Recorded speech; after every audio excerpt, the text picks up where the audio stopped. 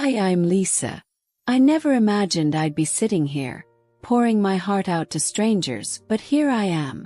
This is the story of a line I never thought I'd even approach, let alone cross, or come so dangerously close to crossing.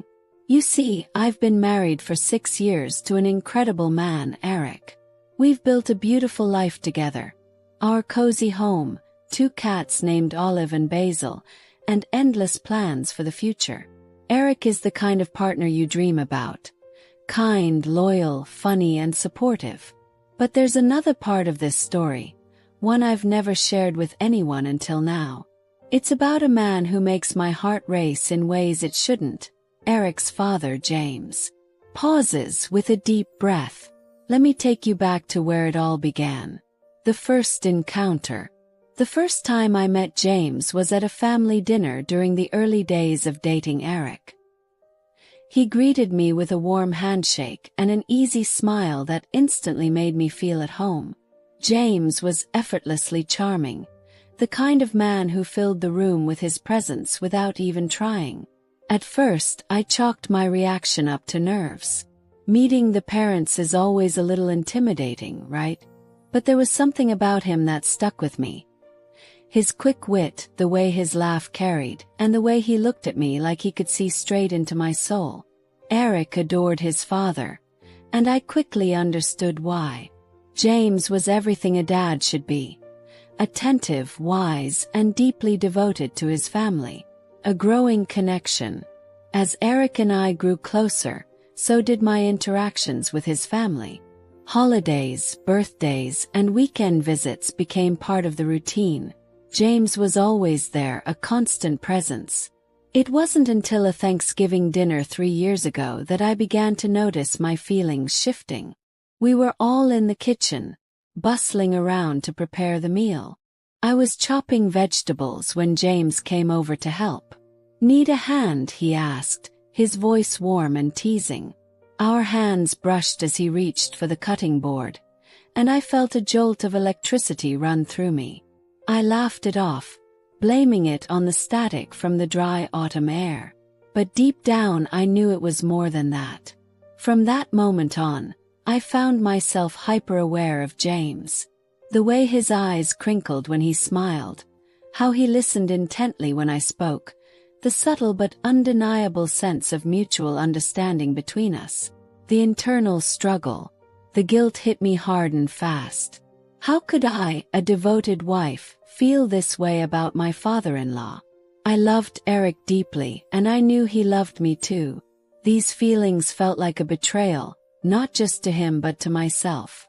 I tried to rationalize it. Maybe I was just projecting admiration onto James because he reminded me of Eric in some ways. Maybe it was just a harmless crush, a fleeting feeling that would pass with time. But it didn't pass. If anything, it grew stronger. Every interaction with James felt charged.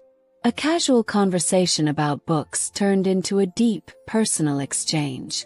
A shared laugh over a family joke lingered in the air longer than it should have, crossing the line almost. One summer evening, the family gathered at James' lake house for a barbecue. Eric and the others were outside, playing a game of cornhole, while I stayed inside to help James clean up. The kitchen was quiet except for the clinking of dishes. I handed James a glass, and our fingers brushed again. This time, neither of us pulled away immediately.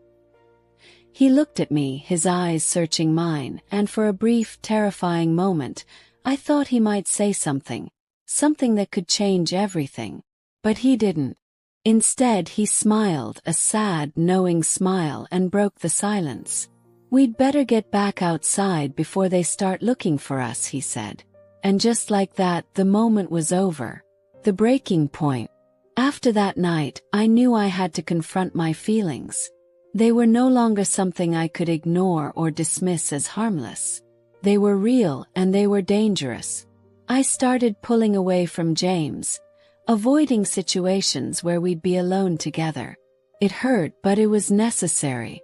I couldn't risk the possibility of hurting Eric, or the family that had welcomed me with open arms.